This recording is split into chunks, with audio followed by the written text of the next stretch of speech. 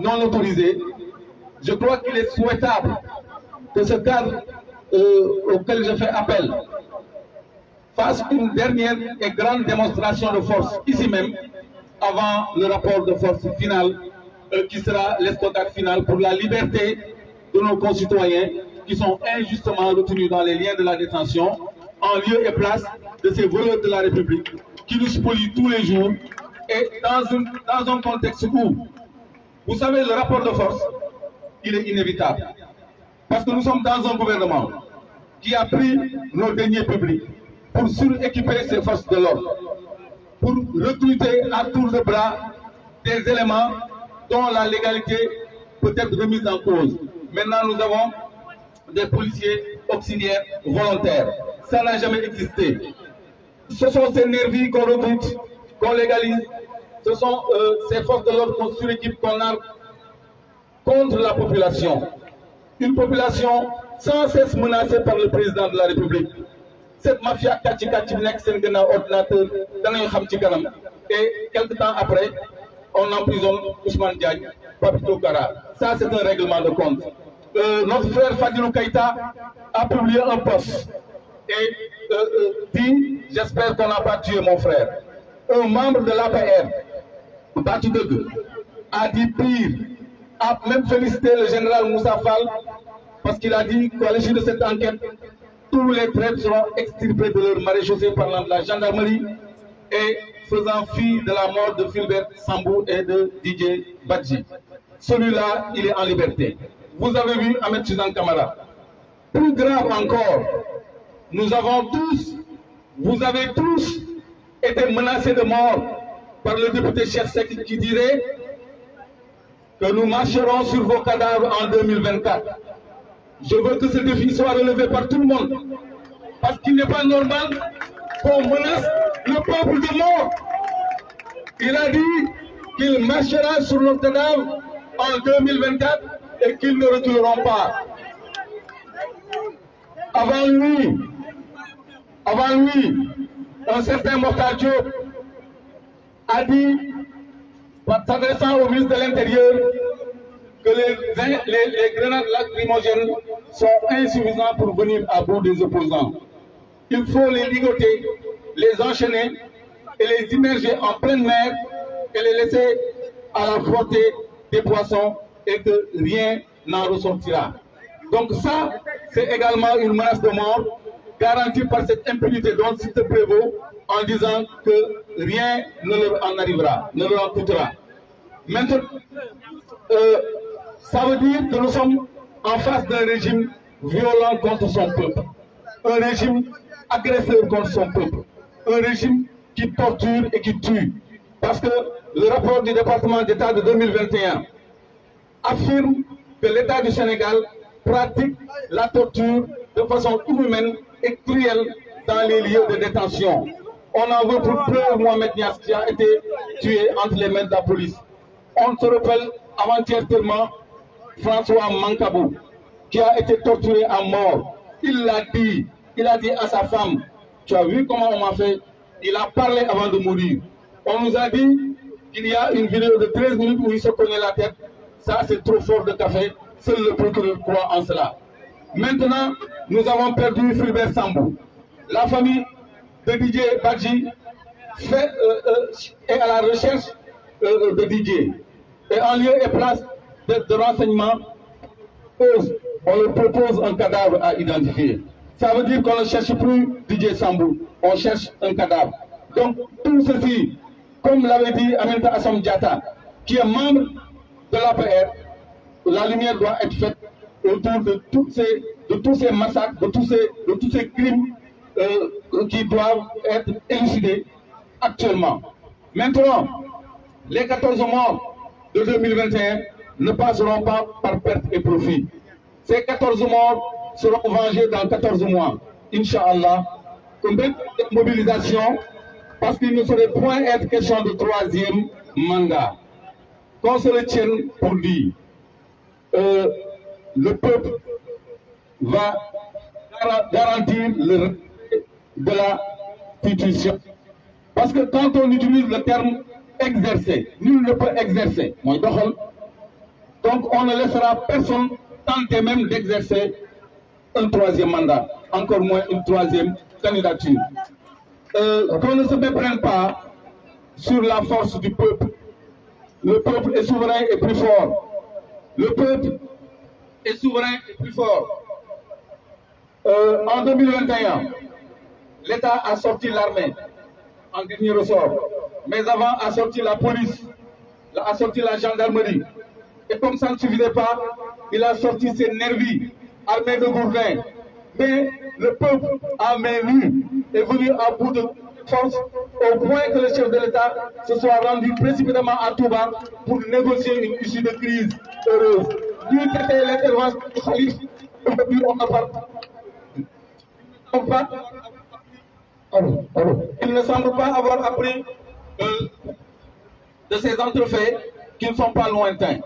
Donc, restons mobilisés et soyons convaincus que la force est avec nous, la Constitution est avec nous, le droit est avec nous. Il n'y aura pas de troisième mandat et les détenus politiques seront libérés par A ou par B. Comme je le répète, les libertés ne s'acquièrent pas, elles se conquièrent. Elles se conquièrent dans la lutte, sans concession ni répit, jusqu'à la victoire finale, jusqu'à l'obtention de leur libération, parce que l'injustice et la dictature ne sauraient prospérer dans ce pays. Salam alaikum wa rahmatullahi wa barakatuh.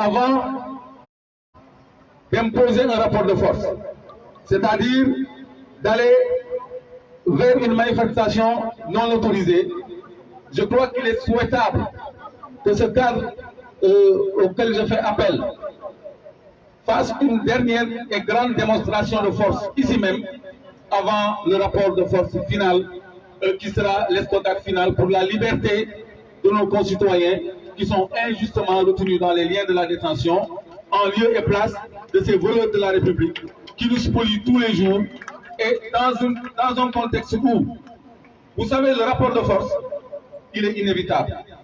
Parce que nous sommes dans un gouvernement qui a pris nos deniers publics pour suréquiper ses forces de l'ordre, pour recruter à tour de bras des éléments dont la légalité peut être remise en cause. Maintenant, nous avons des policiers auxiliaires volontaires. Ça n'a jamais existé. Ce sont ces nervis qu'on recrute, qu'on légalise. Ce sont ces forces de l'ordre qu'on suréquipe, qu'on a contre la population. Une population sans cesse menacée par le président de la République. Cette mafia ordinateur, et quelque temps après, on emprisonne Ousmane Diagne, Papito Kara. Ça, c'est un règlement de compte.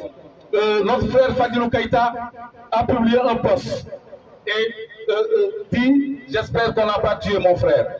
Un membre de l'APR, Bati Degue, a dit pire, a même félicité le général Moussa Fall parce qu'il a dit qu'à l'issue de cette enquête, tous les traîtres seront extirpés de leur maréchaussée parlant de la gendarmerie et faisant fi de la mort de Philbert Sambou et de Didier Badji. Celui-là, il est en liberté. Vous avez vu Ahmed Suzanne Kamara. Plus grave encore, nous avons tous, vous avez tous été menacés de mort par le député Cheikh Seck qui dirait que nous marcherons sur vos cadavres en 2024. Je veux que ce défi soit relevé par tout le monde.